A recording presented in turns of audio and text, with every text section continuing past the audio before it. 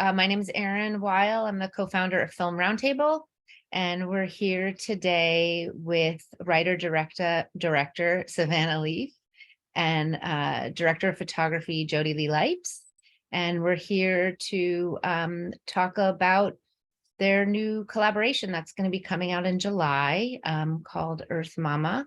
That's brought to you by A24 and Film 4. And yeah, so we're really happy to have them on the podcast. So welcome to the both of you. Thank you for coming. Thank you. Yeah. Glad to be here. And yeah, we just a lot to talk about. Beautiful film that they created together. Looking forward to diving in on that. And but first it might be nice to just hear about how you two connected and started collaborating with one another. Yeah. So I feel like I first kind of met Jody in 2020, and I think I had I had asked to work with him on a commercial, or he was suggested to me by a few people, one of them being my partner who's a cinematographer as well. And he really loves Jody's work and just thought that with my taste, but also with my taste, that I would probably like his work. And I was looking for a cinematographer in New York, by the way.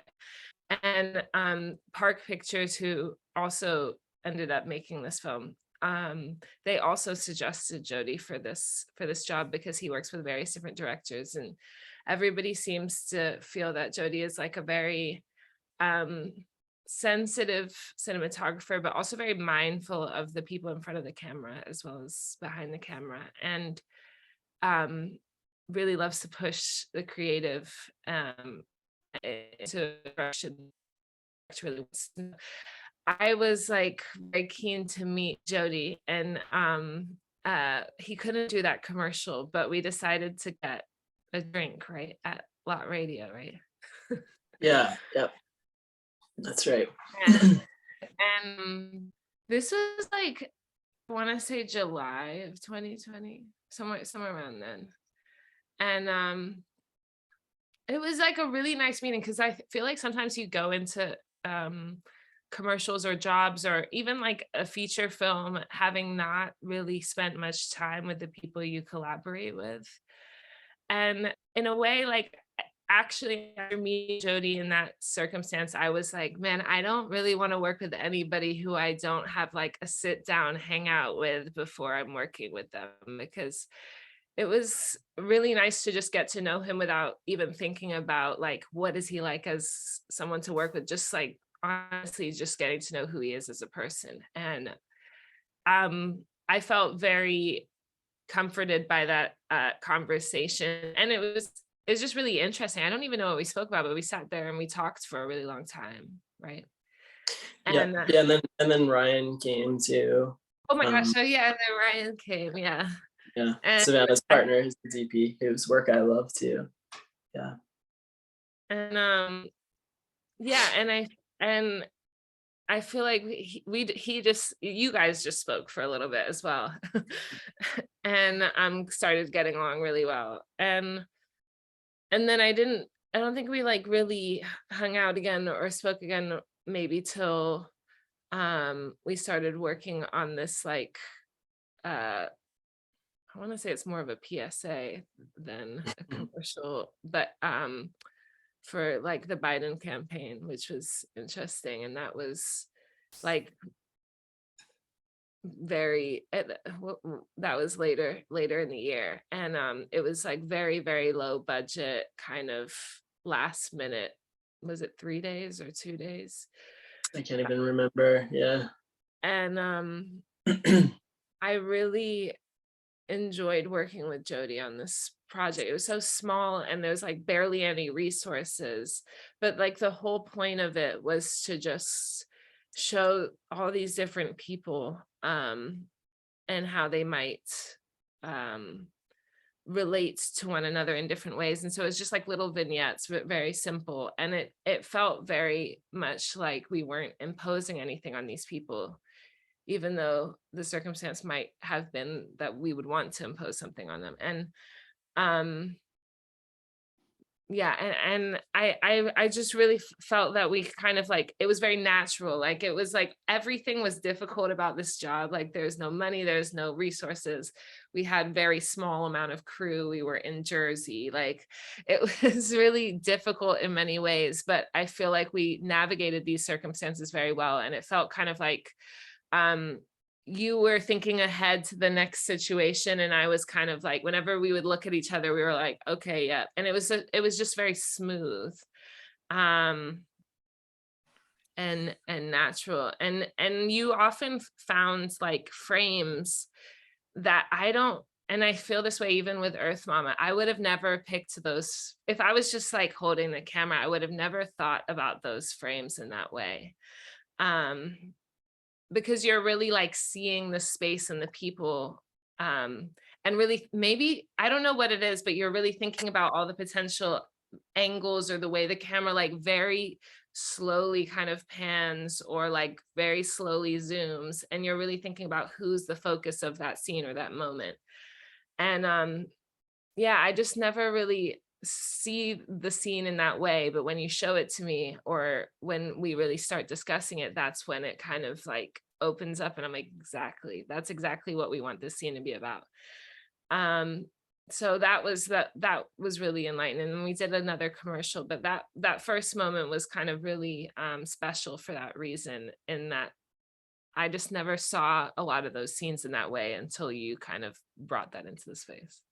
Yeah, I remember I was in South Africa in a hotel room, and I got a message that there was someone who was like trying to book me on a job. And so on a commercial job. And so I looked at your work online, and I just I can't remember ever being like, oh, this is correct. Like, this makes so much sense. Like, I just had such a strong feeling about it. And then, but it was like, people were starting to get sick. Like, it was like a week or two after like there was any press about COVID. Yeah. And I remember like, because I was flying around a lot, and it was like this thing was like, should we be on an airplane right now? It was like that point in the pandemic. But for whatever reason, the job didn't work out, or I couldn't do it. And I was upset about that. But then I don't remember how we ended up getting together. But yeah, when we did meet each other that first time, it felt like very natural. And just like you said, it was really nice. I'm really lazy about meeting people when it's not for a specific job, but I knew like I needed to meet you. And then when I did, and when I got to know Ryan too, it was great. And that first job, yeah, it was like, it just felt like we had worked together before, and it was like so natural. And the same thing the second time. It was like, I think I have trouble. I sometimes have trouble finding people who like want to try as hard as I do. And like there's a lot of like ego that can get in the way of that, of like, as if you're a DP and you're not like in charge, like pushing on something like can be it's a very delicate thing with the director, because like I feel like a lot of the time like ego stops it, like or it like makes it a hard conversation. But I just never feel that way with you. Like I feel like we can talk about something, and we both like are always trying to make it better, like till after it's done being shot, and it's not about like whose idea it was, or like what all that bullshit that gets in the way. And so that was a really good feeling. And yeah, and then like I've said this to you before, but it's pretty unusual that a commercial director like doesn't have a screenplay they're like talking about. Like it's a pretty common thing, and it's a hard thing to get going, and a lot of people don't get them going. But it's just I've been doing this long enough that it's sort of like you hear about it a lot from commercial directors, and it a lot of the time doesn't materialize. So it's like I don't really take it that seriously. Mm. But I remember, like, generally speaking, but like the I remember like when your script came around, it was like it seemed more serious for some reason. I think it was like the way you shared it with me, and I don't know, you just seemed like you were actually going to make it. But then, but then when I read it, then I was really shocked because it didn't feel like someone's first script. Like I've never read a first script before that felt like that mature, and so it was I just couldn't believe. I was like in shock reading it. And so yeah, then I really, really wanted to do the movie. And luckily I got to do it. But yeah. I mean, I think, well, two things. You're bringing up other feelings or things that I'm remembering now. One was like when I first met you or we sat down, you said something like that about commercial directors, like, oh, everybody has a script, like, but then you said like, actually make it, or you said something along like actually keep pushing it, and it was like something really simple like that, and it did make me like, it kind of was like, man, I'm actually gonna do this, like I'm not gonna be like all these other and then separate from that, what really stood out to me was we did this project, this documentary commercial, but like it was about these people, and it was about this tennis coach, and she's like this elderly lady, and she was a tennis coach in, where were we? I don't even remember. The Bronx. In the Bronx. Co-op city. And during the pandemic, and we had this like very emotional scene where this thing happens, and she like, her heart kind of like flutters, and it's so it's so wild because it was very unexpected. I think all of us were just not expecting it. And Jody had such an emotional response. And there's multiple times where Jody had like such an emotional response, and we had the little headset thing on. And I'm like hearing him like tear up, and like the camera does this light thing. And I was just like, I don't have a lot of DPs that I work with that are that emotionally in tune with what's happening in front of the camera, that they like, it affects them. And it was like, I really loved that, because I was like, okay, he's like really watching, he's not just like framing up, and so then when the script came around and I was thinking about DPs, honestly, I was nervous to send it to anybody. Like, it's a very scary thing sending the script out, and I think people don't really talk about how terrifying that is. You're really putting yourself on the line, especially with a script like this that's a story that, it actually started with me, and growing up with, I have, my sister is adopted, and this story kind of was loosely based around that, and then I kind of am an imagination of what her birth mother's life might have been like. And thinking about my life growing up in the Bay Area and all the people that have impacted me and all the mothers that have impacted me. And then I did the short film, the short doc, which with a friend of mine. And that was kind of like research, but it was also kind of diving in and wondering, is this a documentary, or is this a narrative feature? And should I come back to the script that I started with? And afterwards I came back to the script I started with, and I had all this research, but also these emotions that kind of came in all these different directions. So really the script was like me for the past like 4 years. So sharing the script, actually not even for the past 4 years, it was like me since like, I don't know, 10, 15 years. Yeah. My whole life, actually, because it is my first script, and I'm the type of person that is, I wasn't like, I didn't have like tons of like script, classes, or like, I didn't really know how to make a script. So I was like figuring it out while I was like writing this script. and sharing a script with people that have read tons of scripts before, it's just kind of like, yo, how does this compare to any of that stuff? You know, I had just watched I Know This Much Is True, and I thought that was like one of my favorite things to come out in, I don't know, in ever.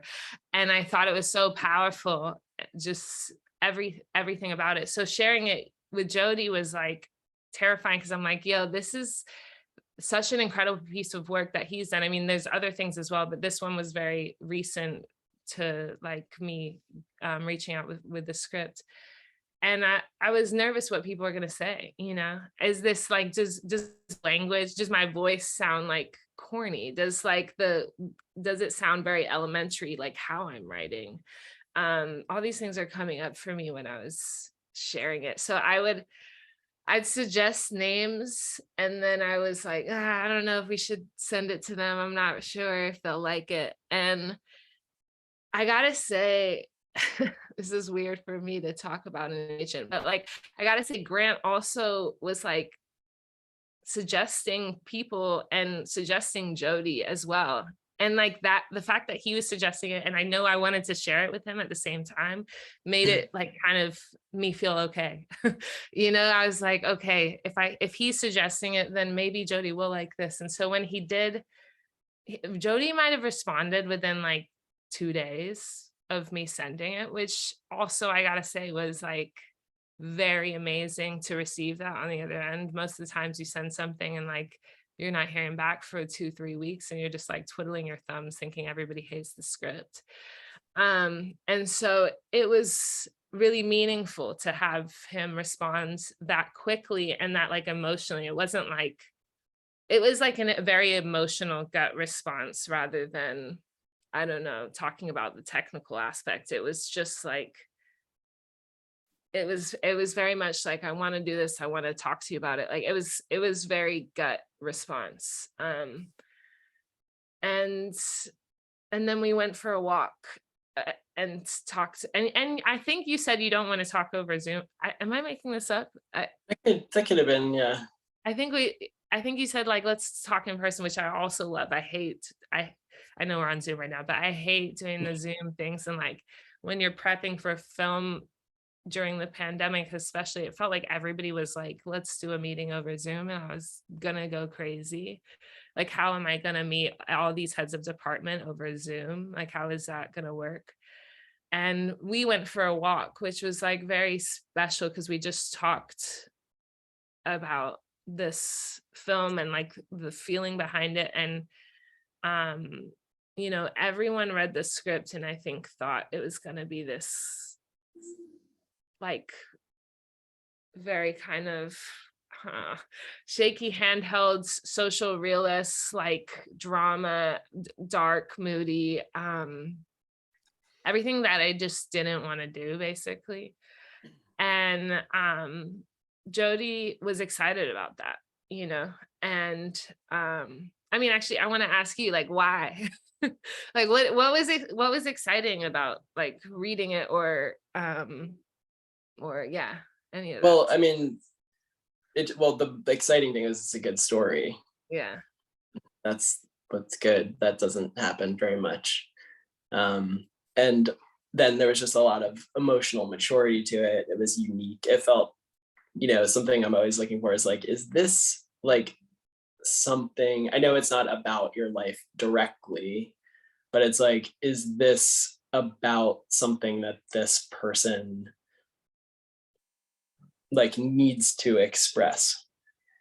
Or we've talked about this before, but I feel like a lot of great auteurs, at least for like a significant section of their life, like they're telling the same story and over and over again because they can't get through it, and they're working on it and they're trying to understand it, and there's something very unique and personal and like that has a lot of voice that comes out of that. And it just felt very clear to me right away. It's like, oh, this is that thing for this person. But yeah, in terms of like the form of it, I mean, I don't really like think about how something looks for not just the first time I read it, but maybe for the first 10 times I read it. Like, I don't think I've ever said that out loud before, but it's pretty true. But like, just like you said, it's the assumption is like whatever kind of baggage that comes along with the assumption is that like, yeah, they're gonna do like this thing that people do with like a first movie, and it's like about this thing. And so like that's how people tell stories like this. And so I was kind of like thinking like, well, that's probably gonna be how this is, but like that's okay, you know. But then when you said, well, no, it's like it's not handheld and it's not this and it's not that, I was like, oh, even better. Like now we have like a really good story, and then we have a way of telling it that also has voice and personality, and like will make people pay attention to it and really like see the story, see what it's about in a way that they wouldn't otherwise. And also that will maybe appeal to like different people, you know, like than you might think. So like it was kind of all of those things. Like when you said that, like all of those things like immediately go through my mind. And also I feel like I'm, you know, I think I'm pretty flexible with like being able to do different kinds of things like as a camera person, but I feel like this is a little bit more like in my wheelhouse, the way that you wanted to do it.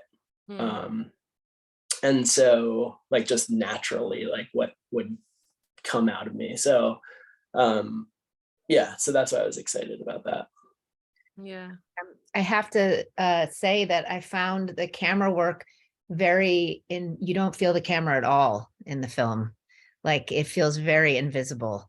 I think there are things I noticed because I'm, you know, very attuned to cinematography and filmmaking, but it really is, you feel you're so in Gia's world, you know, and in that space, and it's very dreamlike in a lot of ways. I also want to say I really love the way you did the car stuff. Like all the car stuff was really beautiful in the inside interiors. Just really, really powerful. And how you were moving the camera and then also kind of like switching perspectives, but it was really, really good. Yeah. I thought it was, and that was like interesting. It was like developing the language together, you know, from when we started kind of going ahead, like and prepping, you know. I had never done this before, but I had so many ideas, you know, and the pandemic was a crazy time because there was like lengths of not working, which was like so perfect for me because I could just sit and watch movies and also look at art and read and, you know, receive as many reference points as I could possibly do, which I don't think we get all the time to do. And then when Jody and I started working together, obviously I like shared all that stuff.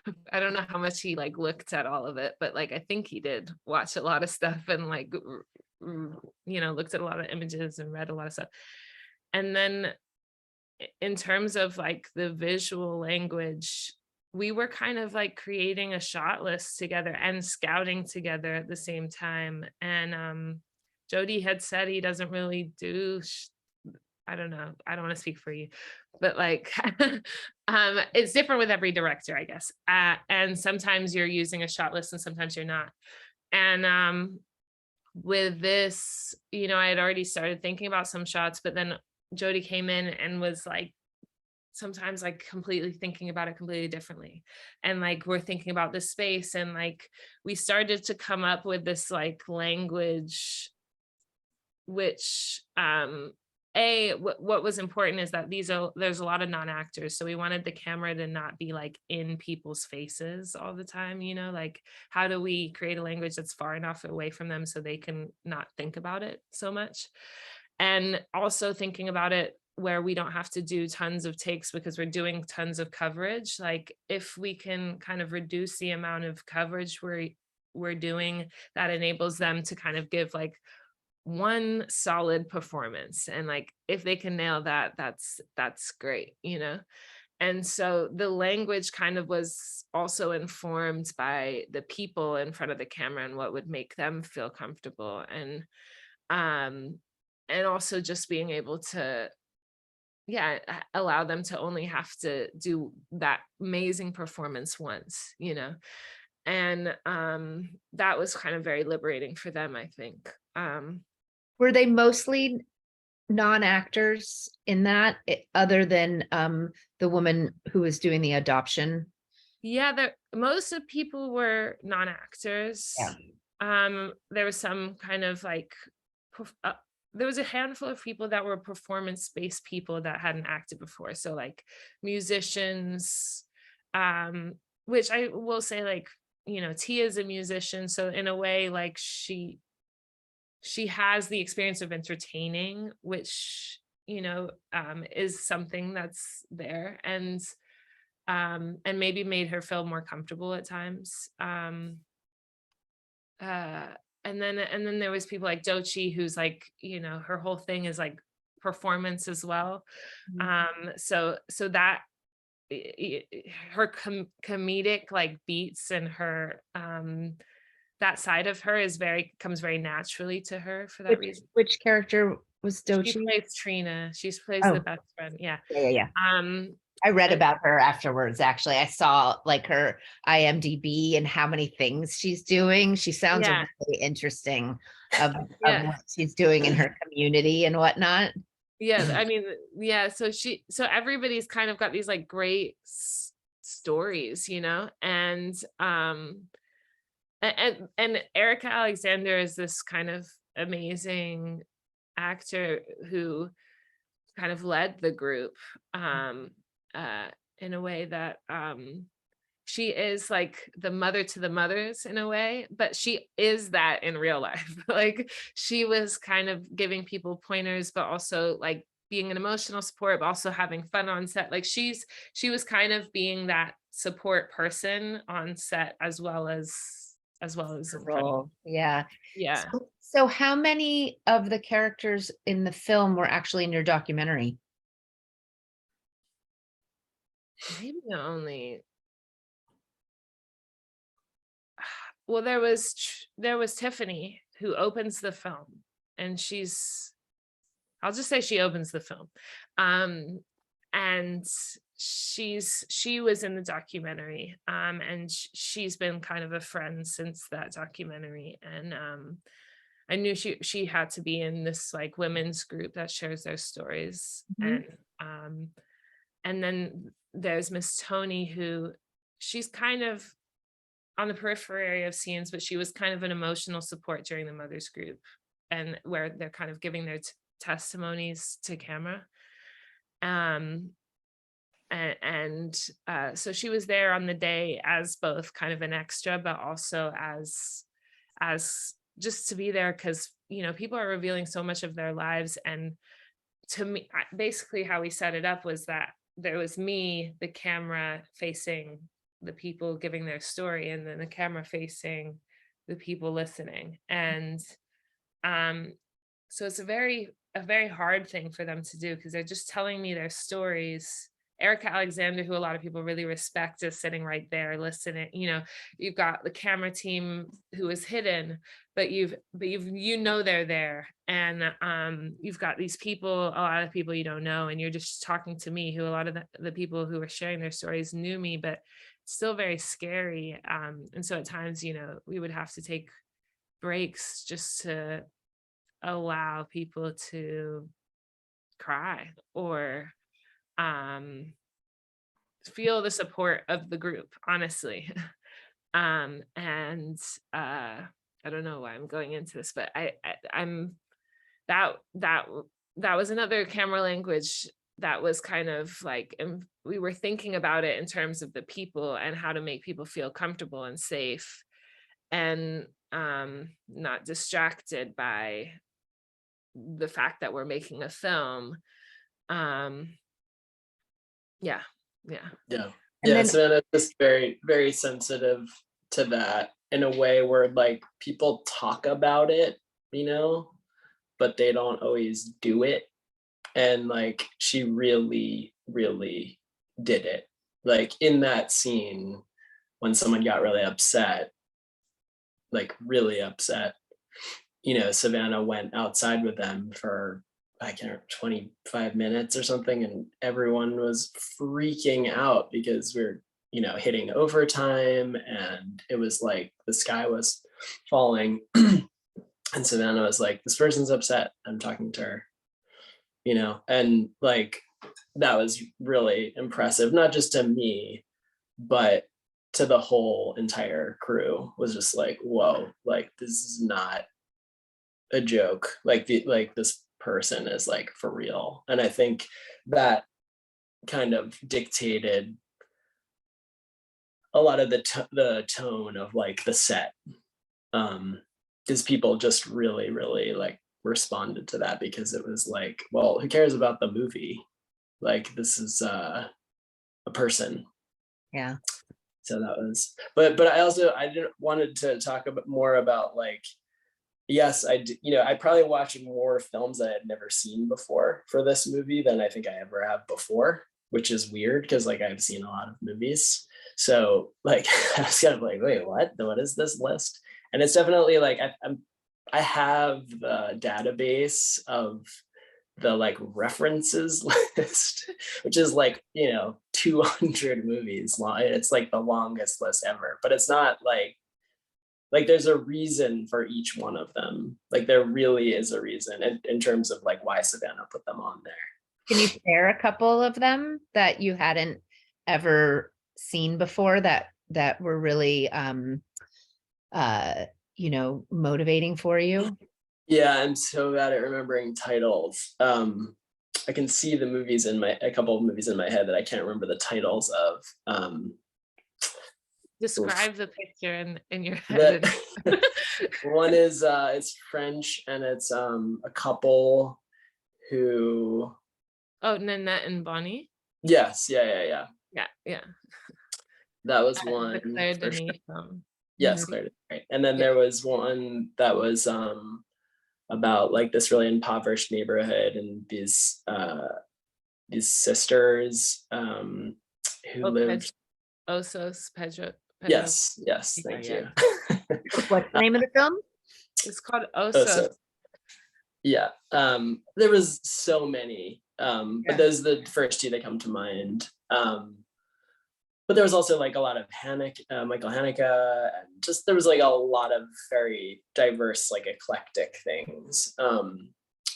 But it ended up really like clarifying what we wanted to do a lot, where I could like understand more clearly. And you know, the other thing that was really unique to me about the prep and just sort of like developing like what the movie was going to be visually was, you know, usually what happens, like no matter what the scale of the movie is like the director is like, yeah, we're going to spend this time together, and then they're like gone, and like that's it.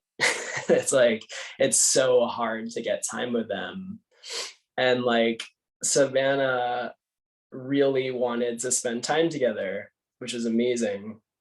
And I really have not planned a movie this much since the first movie I ever did. And it was like going through the script like word by word and really talking out each scene like word by word. And we did it once, and it like took forever. And then I was like, that was amazing. Like I literally have not done that since the very first movie I did. And when I was like 26 years old or whatever, 25 years old. And then she was like, okay, so like, let's do it again. And I was like, this is amazing. Like, this is great. Cause there's like little things that aren't like totally where, you know, you gotta like really figure out, or else it just falls away. And so we did it again. And then I was like, well, wow, that was amazing. But like, I can tell she's like getting tired of this. So like, that's it. And now she's going to disappear. And then she's like, okay, let's do it again now. And it was like, I couldn't believe it. And it was so great because we really got to like hear each other out, and so much was figured out ahead of time. And it became like more and more specific because like as we're going through again, and it's like, okay, now we know what that location is. And now we know, like if we're looking this way, like it's super specific, like this is what we're gonna see and this is why. And I also always do this like really like insanely detailed like document for like a sort of a movie and with every single scene on it and all this stuff. And like I've never had someone actually use it before, like really use it. And Savanah basically like co-authored that, which has just never happened. It's like I can like beg people to look at it, they won't look at it. But she's like in there editing it and like changing it and like putting stuff in it. It was great. And then it becomes this thing that like communicates so much to everyone, because it's not just mine, like it's hers. And so that was like a very, very special prep. And I think it really helped get through a movie which had, very small resources, but like because of the specificity of planning, it really helped us like make it feel bigger and like get through it. Can and I also ask feel really like specific. Can I ask 3 things? How long of prep did you have? How many days was the shoot? And after doing all this really robust prep, when you were in filming, did anything really shift? Or was everything kind of really laid out for you? Like, did anything shift in the moment? Well, I think, well, first off, I actually don't remember how long was prep, like 6 weeks? I might. I was there, I would say for like, yeah, maybe I think longer. I think maybe 8 weeks or 7 weeks? But basically though, it was like way longer than you're supposed to have for that size film, which is like the most important thing. And like, that it's the same thing, like even on a commercial, it's like when you get like 1 extra day of prep, like before the tech scout or something, like it's like night and day.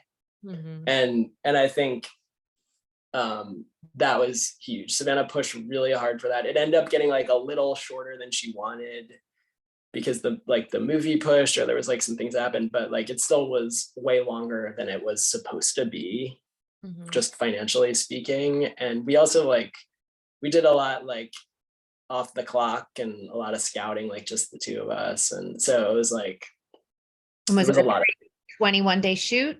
Was it 25-day? Was it? I feel like it was 26. Am I making? I don't know. I think that's right. Yeah, 26. I think it was 26. Yeah. But obviously it was like kind of, it like budget was happening while we were doing this. So like, we're thinking we have 30 and like slowly it's going down. And then,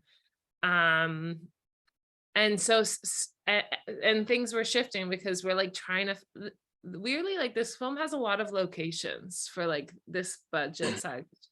And so we weren't finding locations at the rate that we needed to find the locations at in prep. And like, so I didn't know this. I remember it was like a week before the shoot, and Jody was like, he's talking about me during prep, but like Jody really is like a DP that really understands scripts, and I don't think everybody does. Not everybody like really is paying attention to every little detail in the script, but he's like a writer as well. And I think that's really important because he helped me. He would ask a lot of questions. He's just like a question asker.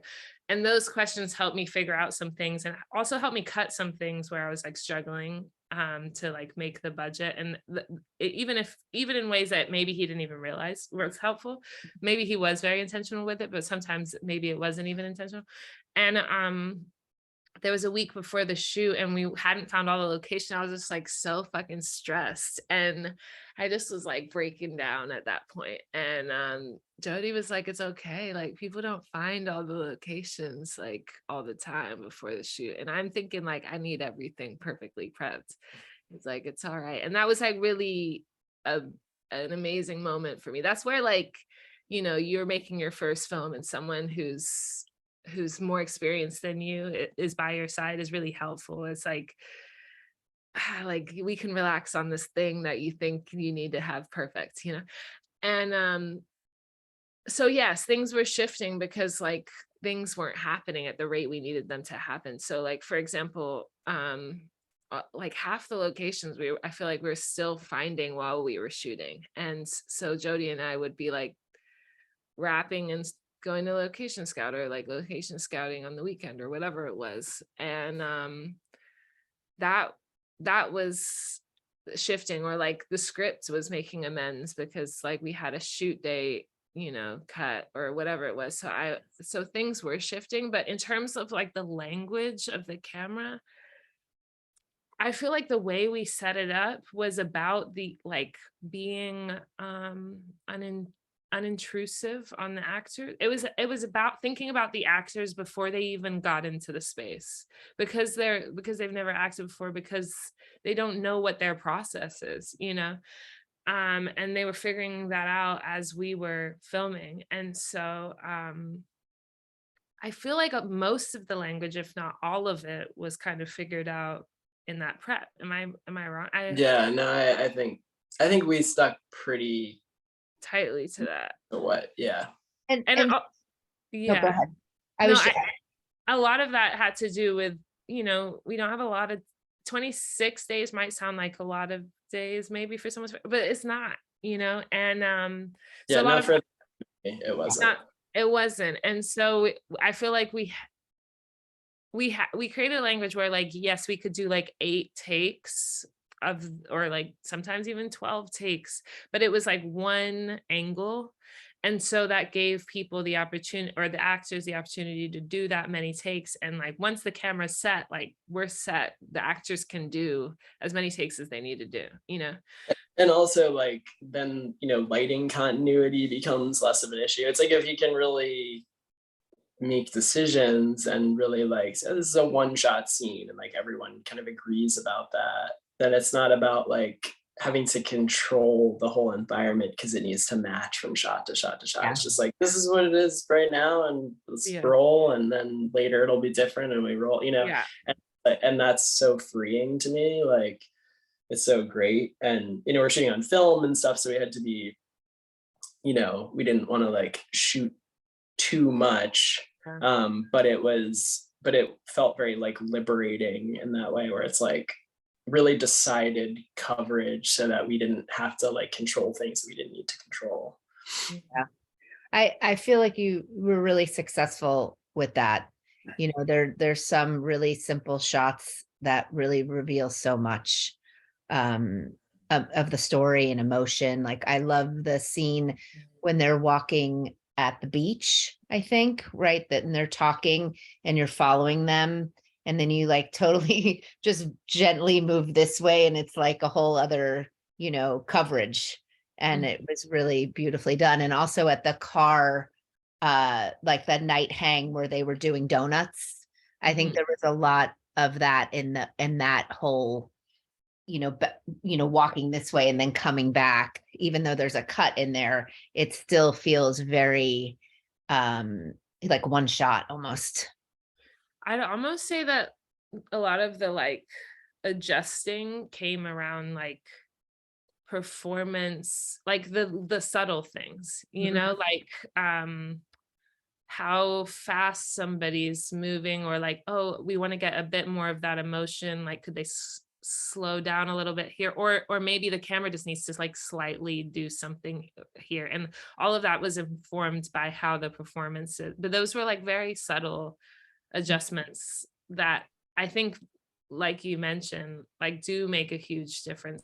Like little shifts in the scene, or like these like really subtle camera adjustments, that was more informed by on the day, Yeah. And that one at the beach, it's like you're seeing her from the side and then you're seeing her, her friend, and it's going, and then it comes right at the right time when you want to reveal her whole face. It was just really well timed. And again, the camera work is so subtle, like you don't even feel like the camera is there.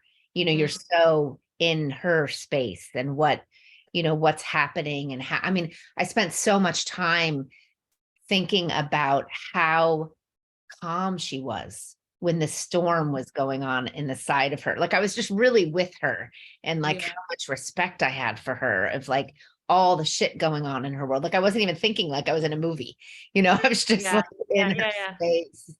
And That's that was really, really special.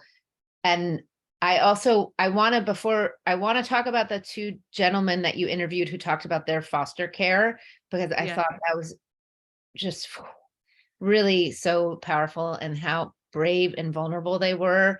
And I love that you asked the men this. So I was just curious if, I'm imagining that's their stories in real Yeah. life, right? And yeah, so that was really, really, really powerful. And Jody, I also want to know, like, have you spent a lot of your career working with non-actors before? Or was this one of the first films that you had that had so many non-actors? Because I was just trying to think when you were talking about that, of what you've done in the past and if this was a first.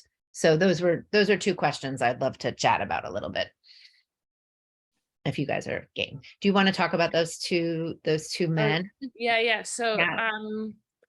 the two men. So yeah, I had met them. Those characters in the script, like the initial draft of the script, were more like comedic a little bit, but also like the lighter side, and it's more talking about community. Like there's a lot of elements of talking about community and how they support you, and like try to make light of situations sometimes, make you laugh at moments, make you feel supported even if they're just like down the road saying like how you doing. And like that was kind of their role. But then when I met these guys, Ricky and James and Marley, but I heard their stories. A lot of times we're asking questions to the actors in casting, which was just like, how do you connect to, or can you tell us about your relationship to motherhood? And it's like a very broad question, and they can answer it however they want. And when we heard people's responses, sometimes they were very much in line with this film, and they were so excited to share their story. So James, had been in jail for 10 years, just got out like a couple months before we met him, since he was 17. So he had been through so much in his life, and when they were casting this, he just like opened up, like he just like went and shared everything, was like so ready, vulnerable, and that was so powerful to me, to hear someone so excited to share their story, who just wanted to be heard, and so willing to be vulnerable. So when I met him and he was sharing his story to me, he felt like a brother to me. He felt like someone I grew up with. He felt just everything, down to like how he describes things, to what he went through, felt very similar to many people, I grew up with. So I just really wanted to put him in the script and give him a voice, because I felt like the men were a little bit more on the periphery of the script. And Ricky similarly, like, has so much of a story and so eager to share it. And so I basically went in and wrote these little pieces to integrate their story into the film. And that was like a very late addition, I think, as well.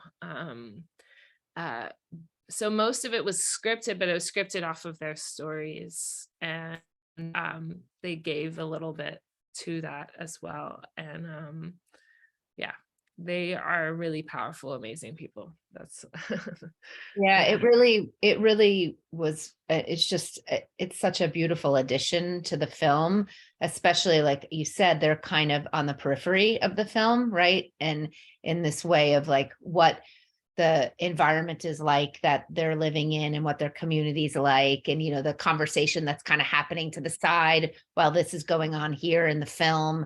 And it was, and which is like, what we could hear if we're walking down the streets in the city, but just we're all human, right? We all have so much depth and understanding of who we are, and to be able to just have a couple of seconds in the film where these people who we're just hearing, like we hear things on the street or passerbys, talking and having a deep understanding of who they are and what happened to them in their lives, and how hard it was for them, and their connection to their mothers. And I don't know, just the complications and the layers of who we are as humans. It was such a nice thing to bring in, and brought so much more humanity to all the different levels of the characters in the story. So I really appreciated that.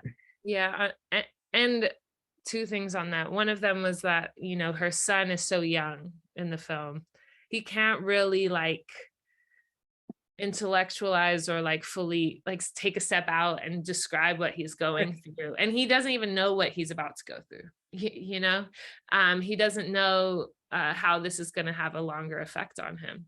And so for me, their voices was also a way of thinking what maybe her children would go through in the future, or might feel in the future. It was like a way of seeing that journey through the foster care, like how that might affect them as grown men, and so that was that side of it. And then the other side of it is like the film is, Gia is just one person, but like this film and this story affects so many people, and you don't know how it affects them, and I think that's like the exciting part of the film, is like you have all these people that you pass by in the street, so many people, and like all of them are like an arm's distance away from this specific story, and that is kind of the universality. That's right.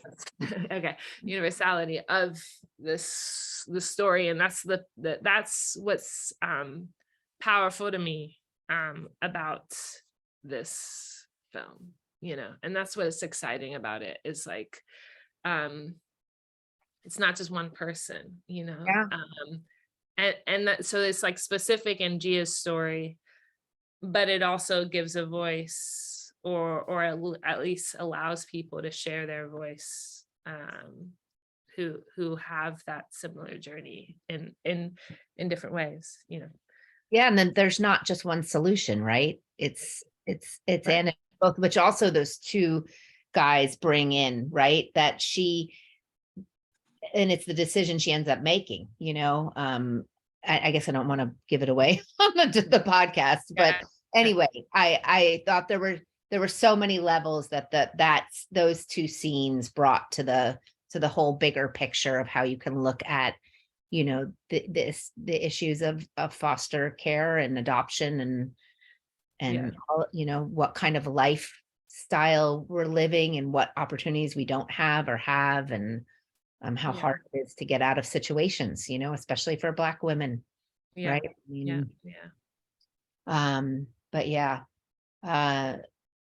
And I mean, Jody, do you want to talk a little bit about the non-actor aspect, unless there's something you guys would rather chat about? Yeah, I started off in documentary like a lot of people, and so I think that's helpful. But I think maybe the most important moment of that for me was I used to be a wedding videographer, and I really hated weddings a lot. I was a young man and I just thought, like, I don't want to get married. This is so dumb. I hate this. And I was kind of just pissed off when I was doing it, and one day I came into the office where my boss was, and he was like, hey, so I watched the footage to say, like, you are so good at this. Like, you're so good at this. I can tell how you feel about the people by the way that you're shooting. So just be careful about that. And he was just telling me, like, I can tell you hate these people. And like, just verite footage of like a couple getting married. So it was like, I was like, oh my God, I'm like ruining these people's memories. But that was a really important lesson for me. And then I think probably the next big one was I think because of that, I kind of ended up then, like when I worked with Derek Cianfrance, who the first commercial we ever worked on was non-actors. I think he kind of like Savanah was liked that I was sort of paying attention to them, and he uses a lot of non-actors, and I noticed this thing between Derek and Savanah where it's like when you're prepping the movie and you're just like walking around on the street or you're scouting or whatever, it's like it's casting, it's like you not just like, oh, that person's great, but like wanting to talk to everyone, like really wanting to talk, like really wanting to like learn about who they are. And like in that process, it's like you're finding out like this person should be in the movie. This person, like the person who owns the corner store, like they should be in the movie as like the corner store guy. And like I think that's really like an act of empathy, and like as corny as it sounds, like it's like an act of love to be like, like this person is like worth looking at and like has something to offer. There's like something I love about this person and I want everyone to see it. And it's like I think Derek and Savanah both do that, and it's just a really good lesson. It's like good, it's like you're not just here to like turn on a camera and then it's like you're here, you're like living this experience, and like the people are all part of the film. Like I'm gonna literally put them in the film. So yes, I think I've been lucky to be able to work with two people who are like so like who like need to do that. Like they need to, it makes the film like better to them, like it makes it more real and more whole. So yeah. Thank you. Yeah, and I also have to say, I one other thing I've just been thinking about, like the trailer for this movie just came out, and I was thinking about how like it's usually like the struggle in a story is to make things like really clear and specific, and like that's so hard to do. But like the story that from my perspective, like the story that Savanah is telling is like she's deliberately infusing it with ambiguity because it's like too complicated to be clear sometimes. And it's like how can you, like when you're making your first movie, be like, no, I'm not gonna, like I know I'm supposed to be clear, but like I'm gonna go beyond that, which is just such a masterful thing to be able to pull off. It's so easy for that to go wrong and to just be like wishy-washy or like not have a voice. But it's like that ambiguity makes the film like go to the next level. And so I just think that's a really special thing about the film. Yeah, that's really, really well said. That really is. Yeah, it has that. It's above that. Like it has that kind of ambiguity, but a groundedness to it, at the same time. Yeah, well done. Interview. Thank you. Really. No, thank you. I feel really on that note of ambiguity, like I think it's about like the many layers to each of those characters. Like every character is not just like there for the story beat, it's like trying to see each of them, which I think is really hard, but I think is the only way with the subject matter, but yeah, I'm really excited for people to see it, because I think the conversations around it, or like even the conversations I've had with people who have watched it, is like eye-opening for myself, which I think is a really powerful thing. That's like what we do it for, right? So yeah. Life is complicated, right? I've never seen a reaction like that before, like at the premiere. I've just never seen people react that way. It Mm. was really like shocking, you know. Where did Just it how- premiere? At Sundance? It premiered at Sundance. I don't know what the room is called. Do you remember what the The library, I At the believe. library. Yeah.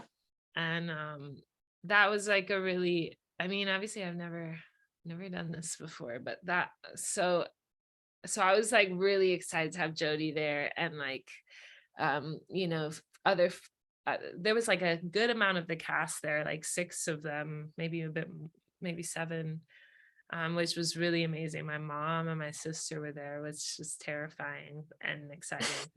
And like there was a good amount of the crew there, which was like, I was just surprised that people go to like Utah, and you know, that was amazing. And then just like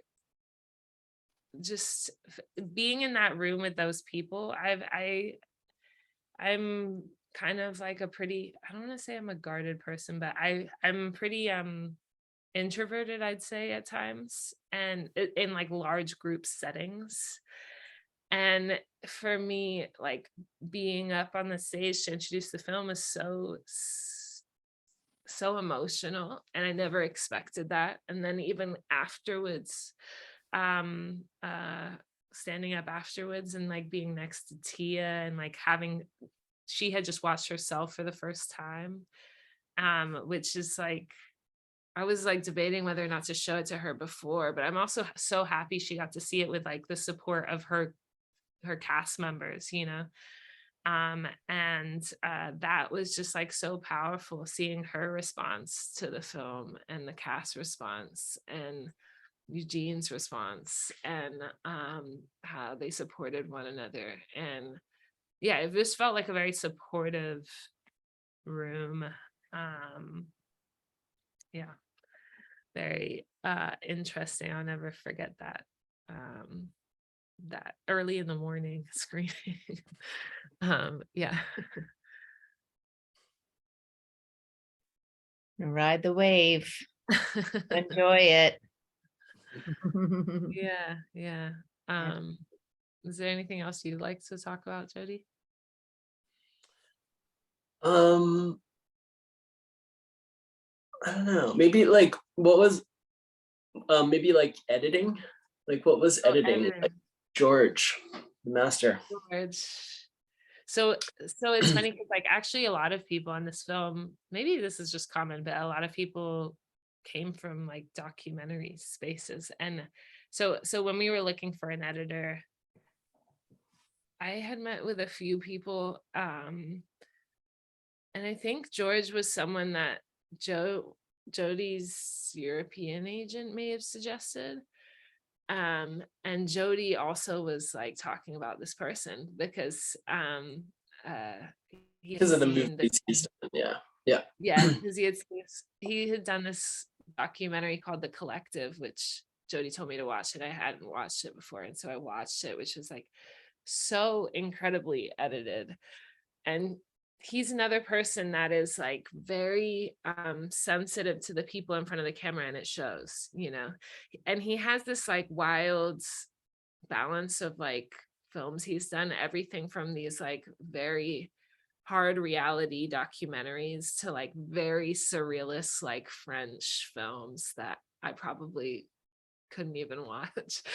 Like it's so wide ranging. And so I met George, and I just like, his personality is another personality that I'm just obsessed with. Like I really love this person, and I didn't realize just how much time you spend with an editor, you know, in a feature. And it's like every day, and every day I was like excited to be with him. And that's not like that. There's a few people like that I have in the world. And Jody is also one of them, and George is also one of them, you know. And they're kind of like similar in a way, because they're both very sensitive people and very easy to be around, like introverted, but also can be extroverted at certain times, but also like to be quiet a lot of the times. Like they have this like balance. And so it's really easy to be around them. And George is like, he's never imposing at all.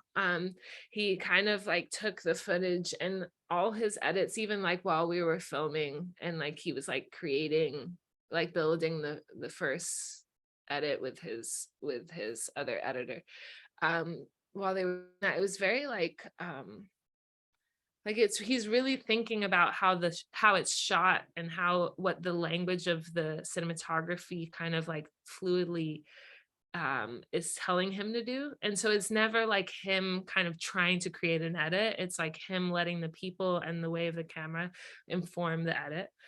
And so the first edit I was like really amazed by, because I was expecting this like atrocious thing that I was just gonna go home and cry about. But it wasn't like that. And the whole kind of edit process was kind of like that, in that we would try to change everything and then sometimes come back to what we started with in some areas. We try to move scenes around and then come back to what we liked in the initial parts. And so it's more about like, how do we get in and out of scenes a bit quicker at times, because oftentimes it's only shot with one shot, and then kind of taking scenes out that felt maybe repetitive, or just like we were lingering too long, or whatever it was. So that's kind of what the edit process was like. And it was about sound as well. Like there's this scene, tracking over the diaper stealing scene. And I don't know if I've just revealed too much, but anyway, sorry. The diaper scene, and that, by the way, I'm like obsessed with the fact that Jody had this idea. I didn't fully see it until we like found the right location, and I just think it's like one of my favorite scenes actually in the movie now. And then also this whole thing about like the dolly track, we haven't even talked about that, but like I think that's like a really important part of the whole visual language. It's like her trying to get out and then like being reverted back, and it's like that just gets longer and longer, and up until kind of like the climax of the film. And that's like a big feeling. It's like you're trying to get out and then just like pulled back in. Anyway, so for that specific scene with the edit, it was about like, how do we create tension? And we realized there's the sound of trains that's just like basically was in the footage itself. It was in the location. And we forgot about Amtrak has this like annoying sound, but it's like in the bay, and it kind of like reminds you of the space. And then it created this like really unsettling tension in that scene, mixed with like the babies and the children of the playground, mixed with like the women in that space. And so that scene, while it's like, I guess that could be like sound design, it's also kind of what you do in the edit. And even like picking, since sometimes we only covered it with one shot, it's about picking the sound takes of another shot and putting it on. And I didn't realize how much of that would be important. So I think George not only has this great sensibility to camera, but also sounds. And that's, I just think he's like brilliant with his attention to sound. And yeah, yeah, keep going. I had a very similar experience. Usually I think maybe even like more so for a DP, it's like the first time you see a cut, you're just like, like it's so hard to watch because you don't understand like how you got there. Yeah. And it's like, what about this? Or what about, why did you just have these like really strong, it's like you watch your children are already like, taken from you or whatever. It's just, so it's hard to watch. But like, then there's some editors, and usually it's like for a good reason, right? But then like, there's some editors who you can just tell immediately are so sensitive to the story, the acting, which are the most important things, but also so sensitive to the visuals and like really respecting them and like trying to honor it. And like that is so unusual. And when I flew to London to watch a cut with Savannah and George, and it was like I was just blown away. Like I've never seen a movie that far along before, when it was like technically so far away from being done in time. And it really blew me away. So thank you, George. Thank you, Savannah.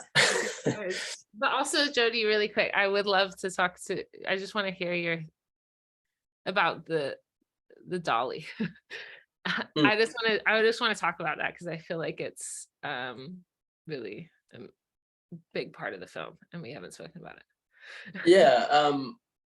Well, I mean, I think that really there's a lot of long lateral tracking shots that then go back to where they started from. So, and I think a lot of that came from Code Unknown, the Michael Haneke film, is my recollection of like where you were pulling that from. And I'm probably remembering this wrong, but the sideshow, the big sort of party outside, which people in the Bay Area call a sideshow with cars, like if I'm remembering correctly, I remembered thinking, oh, this should be one shot. But then like thinking that it would have to sort of revert to doing it in this way that maybe wasn't the language of the movie. And then Savannah was like, no, it's like Code Unknown. Like that's what it's like. And then so it's like, I think a lot of the time my favorite things are like those things where it's like the director has an idea and then like I change it and then they change it on top of that, and it's like becomes this mixture of like what both of you wanted, and like the best ideas win and like on top of each other. And like that's a perfect example of that is the sideshow. But also I think then the diaper stealing scene, it's the same language. And it's also just like when you really commit to something, you can do things like that. And there was a lot of pressure to not do things that way. Like, are you sure this is like, people being nervous about like committing to those choices, especially the non-actors and like all of the variables. But like, if you really focus on it and you say, this is what we're doing, and it's about like, just do it again. It's not about like, well, we need a shot to cover ourselves. We need something to cut away from. It's like, just keep doing it until it's right. And like, that's what I love. Like, we all decide to do something together and then just keep working at it and don't compromise and don't give up, because it's like the imperfections that come along with making a choice like that are what make a movie great too. Like the problems, the flaws, like that's what makes it feel like a choice, and like that, like the director has something to say. And so, yeah, so I just love like when someone like lets me or like empowers me to like be able to shoot things that way. It's like the best thing. I mean, for me, like the perfect example, we've spoken about this before, but the perfect example is like that when we were first introduced to her kids in that room, and like, Jody had this idea of doing it in one take and just like putting the dolly on one side of the room, the track on one side of the room. And then we were like kind of talking about the blocking of it. And then it was like the shooting of it. And like, it's kind of like, there was so much tension around like, is this going to work? And like, because the kids have to hit marks, and Tia, who's never done this before, has to hit marks on like a very emotionally tense scene. But like, actually that tension of doing it all in one take, I think helped her, and helped the kids as well, because they weren't like breaking this like emotionally quite it was just an emotionally tense scene. And I had written it and thought of it as this thing where the kids are shouting, screaming, everything's like super big kind of. And when we did the first take, I was so surprised because I was like, that's it. Like, the way we had already kind of like blocked it out and mapped it out before shooting it, how the kids are sitting, like all I needed to do was give the little girl, something to color.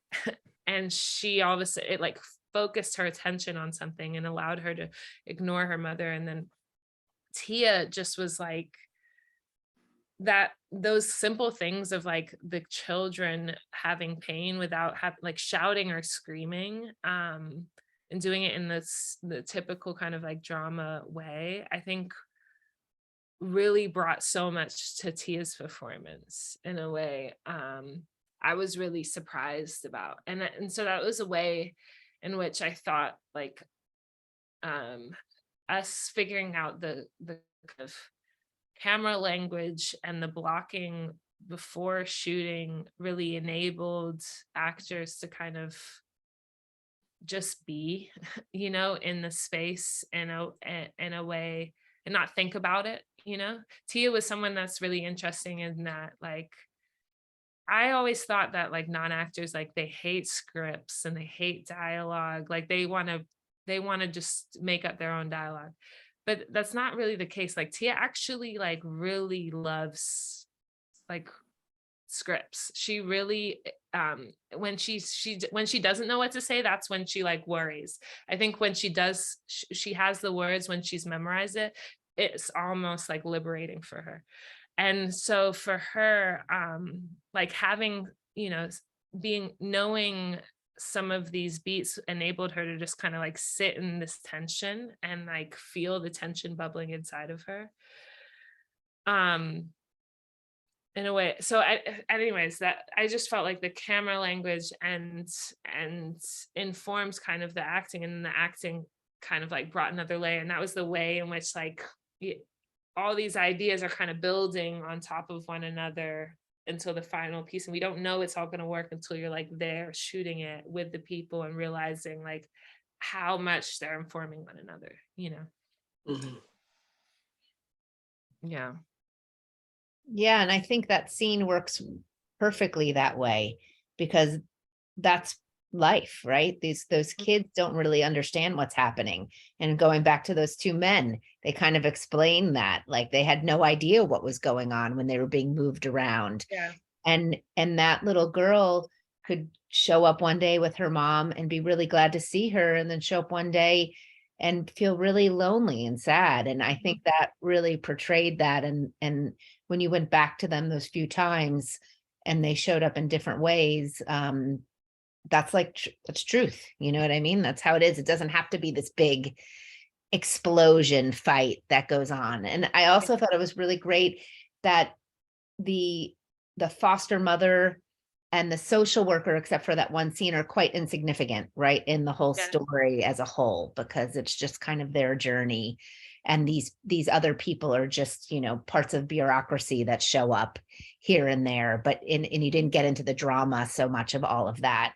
And Yeah. that was really great too. So it's interesting hearing you both talk about this and how you wrote it one way, but then it showed up a different way, and how, just collaborating and working together and figuring out the language of all of this, how it ended up so perfectly, in so many ways. Yeah. I'm sure there's things about it you wish you could have done differently, but it's Yeah. really incredible. Yeah. I think like, sorry, back to that. Like, I just think it's funny because like you cast people, or like the little girl, for example, for some reason I was drawn to her. And then I realized later that I'm drawn to her because she's like kind of like how I was as a child, and like I would do that thing of certain things in your life, you have to like mature up quickly. And so you like learn to, I don't know, you like learn to mature, and you learn to like be this like little kid that's just gonna like ignore the situations and try to just like cope with it inside.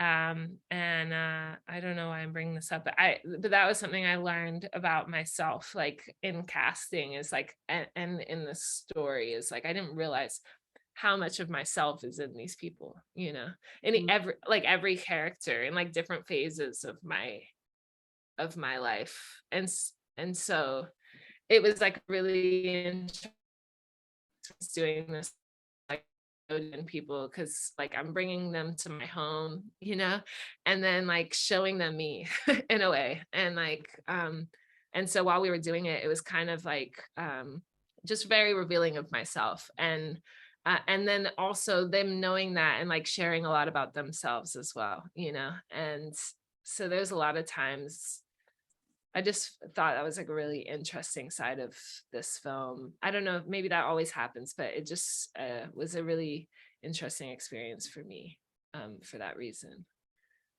I feel like I'm really revealing a lot through this film. So yeah. Yeah. Well, it's 11:40. Jody, do you need to? It might be a good time, Yeah. because I feel like they're about to bust it. My kids are about to Okay. bust here, and I gotta make them dinner and stuff. Because I'm in a different time zone. But yeah. You both feel complete? Anything you feel good? I feel really good. I'm really glad we got to do this, and it was like nice remembering the experience. God, Jody's been away doing other things, but like, so it's nice to get to Zoom and remember, Thank you guys. Yeah.